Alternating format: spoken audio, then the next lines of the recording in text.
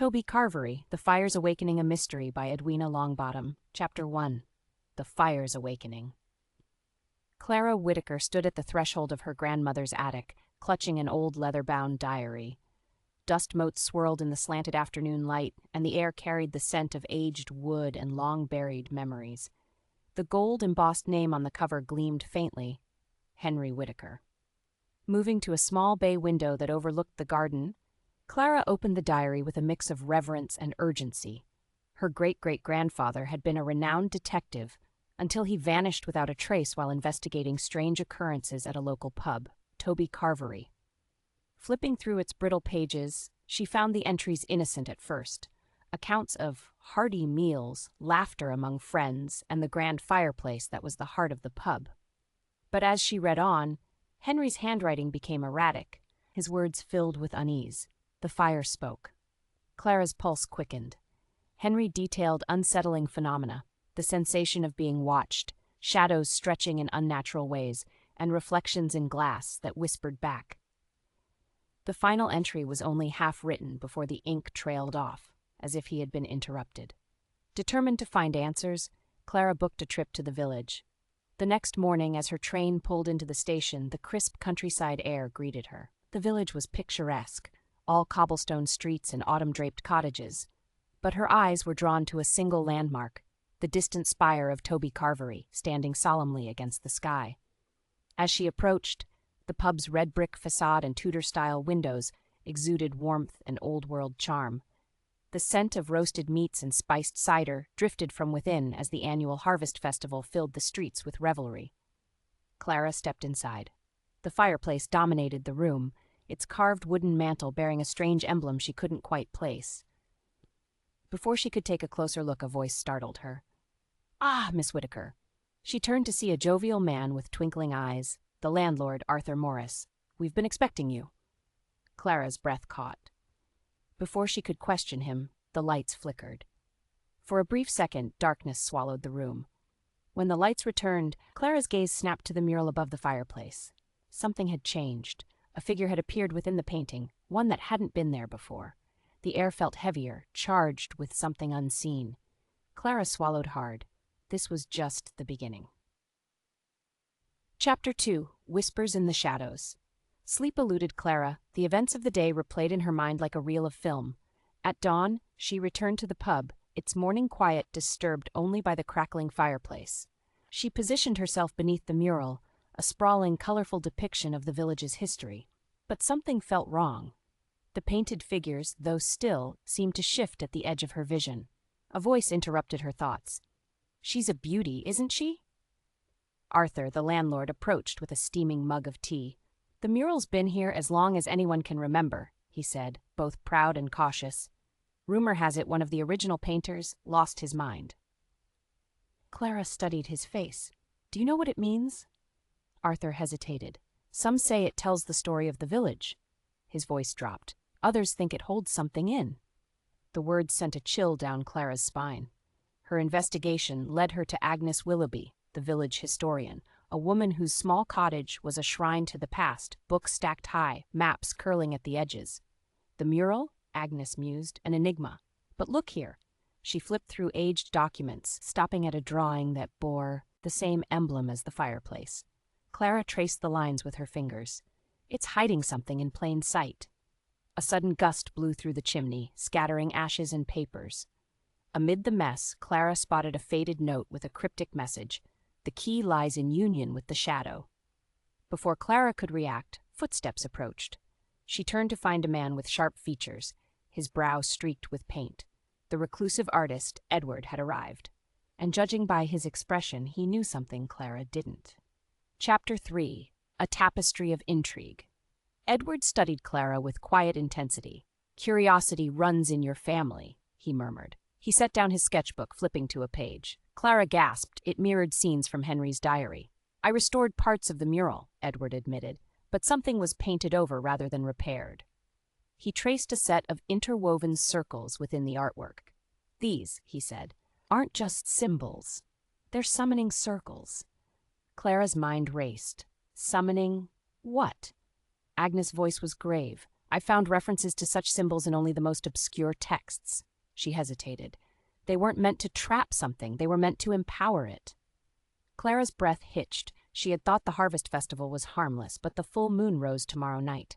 What if the festival wasn't just tradition? What if it was a ritual? The room fell silent. Then the telephone rang. Agnes paled. She listened, then slowly set the receiver down. There's been an incident at the pub. Chapter 4. Echoes from the Flame. The pub was in chaos. Villagers whispered in hushed tones. The air vibrated with unseen energy. Inside, Arthur was visibly shaken. A guest saw shapes in the fire. His voice wavered. And then a pulse of light, blinding. Clara moved closer. The fireplace seemed different. At its base, stones formed a pattern matching Edward's sketches. Fresh charcoal markings suggested someone had tampered with it. A commotion near the entrance. A frazzled woman stumbled inside. Mary Agnes's niece. Her eyes were wide, her voice shaking. I saw shadows in the mural. Clara stiffened. They were talking, moving, alive. The room hushed. The mural wasn't just a painting, it was a prison. And someone had started to break the seal. Clara's heart pounded. The full moon was tomorrow night. They might have already awakened whatever Henry tried to stop. And now time was running out. Chapter 5. The Fire's Secret. The air inside the Toby Carvery was thick with an unseen presence, as if the building itself was holding its breath. The fire in the grand hearth flickered violently, casting dancing shadows along the walls. Clara, Edward, and Agnes stood before it, the weight of history pressing down on them. "We need to act," Clara said, gripping Henry's diary. "Whatever's happening, it's tied to the full moon, to the festival." Edward's eyes darted to the fireplace's base, where the charcoal markings had been drawn. Someone tried to activate something. His voice was grave. Agnes, normally composed, was pale. "If the festival is connected to the ritual, then tonight's the final step. We have to stop it." Arthur, the landlord, cleared his throat. "The villagers won't believe you. They see the festival as tradition. It's been celebrated for centuries." "That's the problem," Clara whispered. "It's always been a ritual. They just don't realize it." A gust of wind rushed through the chimney, causing the fire to surge. Clara turned the pages of Henry's diary frantically. Then she found it, a passage about the fireplace. If the seal weakens, the fire will guide the way, but it must be snuffed out before the moon reaches its peak, or what lies beyond the veil will awaken. Clara's heart pounded. "We have to put the fire out before midnight." Edward frowned. "That's it? Just put it out?" Agnes hesitated, rereading the passage. "Not just any fire. This isn't normal. It's tied to something older." A sudden scream rang out from outside. They ran to the door, just in time to see the villagers gathered around the bonfire in the festival square, and the flames had turned blue. Chapter 6. The Ritual Unfolds. The villagers murmured, confused but captivated by the blue flames licking the sky. Children laughed, believing it part of the festival's spectacle. But Clara knew better. "It's starting," she muttered. Edward clenched his jaw. "We need to move." They pushed through the crowd, reaching the bonfire's edge. The heat was unnatural, almost suffocating. And then, the mural changed again. Above the pub, the painting shifted in real time. Figures that had once been frozen in time now seemed to move subtly in the flickering firelight. "We have to stop this," Clara whispered. She turned to Arthur. "Get water, buckets, anything." Arthur hesitated.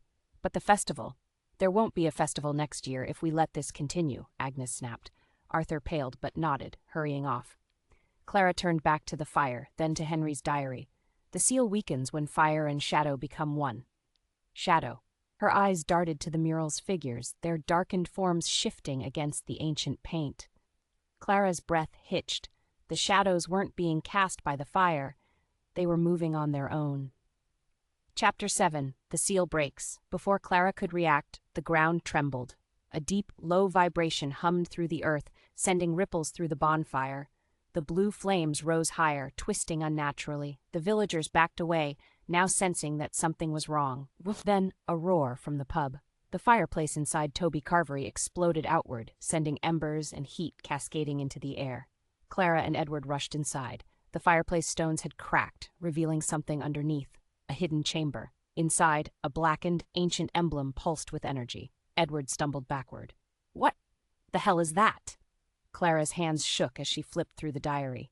Henry's final unfinished words.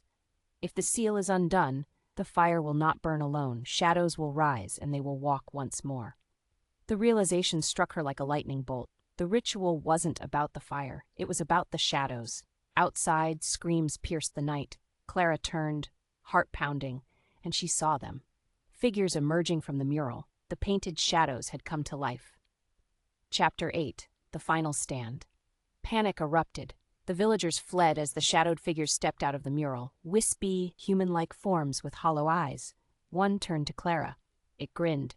She grabbed a poker from beside the fireplace, brandishing it. Edward was beside her, his breathing ragged. "What do we do?" he gasped. Clara remembered Henry's words. The fire, the seal, the shadow cannot stand without light. The fire needs to go out, she realized. Edward didn't hesitate. He grabbed a bucket of ale from the bar and hurled it into the fireplace. The flames sputtered and died. For a moment, silence. Then the shadows screamed. Their bodies withered, collapsing inward like smoke in reverse. The mural froze, returning to its painted state. The energy in the air vanished. The night fell still. Chapter 9. Truth and Ashes. By morning, the festival was a distant memory. The villagers barely remembered the terror from the night before, as if it had faded like a bad dream. But Clara knew better. Sitting in front of the now extinguished fireplace, she traced Henry's initials carved into the mantel. Edward sat beside her. "You think this is over?" Clara exhaled. "I think it's buried again, for now." She held Henry's diary one last time before tucking it away. Then she noticed something. A new line of text had appeared at the very back of the book, faint as if written from beyond. "Some fires never truly die." Clara closed the book, and the embers in the fireplace, hidden beneath the ash, glowed red once more. The end.